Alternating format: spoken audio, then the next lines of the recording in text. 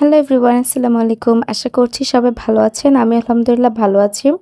সকাল থেকে ব্লগটা স্টার্ট করেছি। আমি আর তাইফা বসে এখানে খেলছিলাম। সবাই মাশাআল্লাহ বলবেন ওকে। আমি এখন একটা বোকামি করি, সিদ্ধ ডিম ওভেনের ভিতর দিয়ে আর ওটা টুস করে ফেটে যায়। আমি বুঝতেই পারিনি যে সিদ্ধ ডিম যদি আমি ওভেনে দিই সেটা এরকম ফেটে যাবে। আজকে দুপুরে অনেকজন মেহমানের দাওয়াত রয়েছে আমাদের বাসায়, তাই আম্মু সকাল থেকে রান্না স্টার্ট করে দিয়েছে।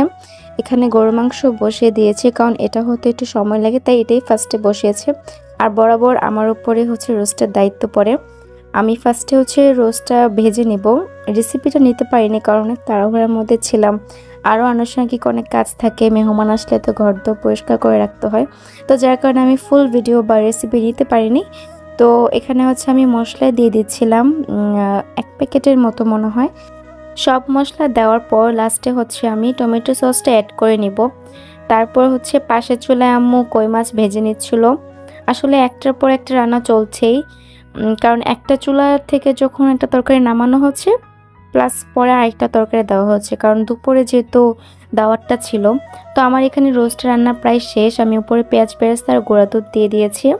আর আম্মু এখানে বেগুন ভেজে নিচ্ছিল। করলা দিয়ে চিংড়ি মাছ ভাজিটাও হয়ে গিয়েছে। গেস্ট আসার আগ মুহূর্তে আমার ভাবি সব রেডি করে নিয়েছিল। আজকে ছিল করলা ভাজি, তারপর কই মাছ, ডিম ভুনা, ডাল, পোলাও, বেগুন ভাজি, সাথে ছিল সালাদ আর রোস্ট। আরেকটা আইটেম ছিল গরুর মাংস, যেহেতু এটা বেড়ে ফেললে ঠান্ডা হয়ে যাবে, যার কারণে চুলাতেই ছিল। একদম যখন মেহমান আসবে গরম গরম সার্ভ করা হবে।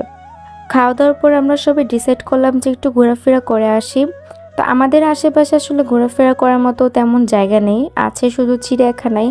তো ভাবলাম সবাই মিলে যাই, অনেক বছর যাওয়া হয় না, তাই আমরা বের হয়ে গেলাম। তখন অলমোস্ট 5টা এরকম বাজে, একটু লেট হয়ে গিয়েছে আমাদের। চিড়িয়াখানায় গেলে হাঁটতে হাঁটতে জীবন শেষ হয়ে যায়, শুধু হাঁটতেই থাকো হাঁটতেই থাকো। আমি মাঝে মধ্যে মনে করি যদি একটু রিক্সার ব্যবস্থা থাকতো চিড়িয়াখানার ভিতরে কতই না ভালো হতো, কারণ এত বেশি হাঁটতে হয়, পা একদম ব্যথা হয়ে যায়। তারপরেও রাস্তার মধ্যে যখন হাঁটি আশেপাশে তো অনেক কিছুই দেখা যায়, যেমন পশু পাখি। ফার্স্টে আমরা কি একটা জানি দেখেছিলাম, পরে হরিণ দেখলাম, আর এখন আমাদের জাতীয় পশু বাঘ ও হাঁটাচলা করছিল। পরে আমরা এখন যাব ময়ূর দেখতে। এখান থেকে নামলেই সামনে ময়ূর আছে। অনেক কিছু দেখেছি, কিন্তু সব তো আর ক্যামেরাতে আমি রেকর্ড করিনি, বা আপনারা সবাই জানেন কি আছে চিড়িয়াখানায়। তারপরে আমার যেগুলো স্পেশাল লেগেছে আমি সেগুলো রেকর্ড করেছি। এই ময়ূরগুলো আমরা শুধু আশায় ছিলাম কখন একটু পেখম মেলবে আমরা দেখব, কিন্তু তাদের তো তেমন কোনো পেখমই ছিল না। আসলে এটাকে পেখম বলে না পাখম বলে আমি কিছু বুঝতে পারছি না। তো যাই হোক, আমি পেখমই বলি। তো ওরা আর কি কোনো করে নাই, ডানা ঝাপটায় নাই। তারপর আমরা গন্ডার দেখছিলাম, ও খাওয়া দাওয়া করছিল।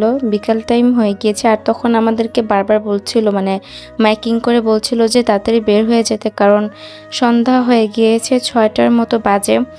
আর বেশিক্ষণ থাকলে তো ওরা গেট বন্ধ করে দিবে। এখানে একটা পাখির সাথে তাইফাও ঘুমাচ্ছিল, তাইফা সেই শুরু থেকে ঘুমাচ্ছে। আর এই ভাল্লুকটাকে দেখেন, ও নিজে নিজে একটা রাস্তা করে নিয়েছে, আর কিভাবে মাথা ঘুরিয়ে এই রাস্তা দিয়ে শুধু হাঁটাচলা করছিল। হাতি থাকার জায়গাটা আমার কাছে সবচেয়ে বেশি ভালো লেগেছে।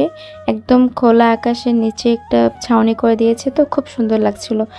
বাসায় এসে আমরা সবাই আইসক্রিম খাই, প্লাস অনেক গল্প করি। তারপর রাতে আমি খাওয়া দাওয়া করছিলাম। আম্মু আমাকে এই পিসটা দিয়েছে, বাট আমি আসলে এটা খেতেই পারিনি। আমার ভিডিওটি যদি আপনাদের কাছে ভালো লাগে অবশ্যই আমার পেজটি ফলো করে দিন। ভিডিওটা আজকে এ পর্যন্তই। সবাই ভালো থাকবেন, সুস্থ থাকবেন। আল্লাহ হাফেজ।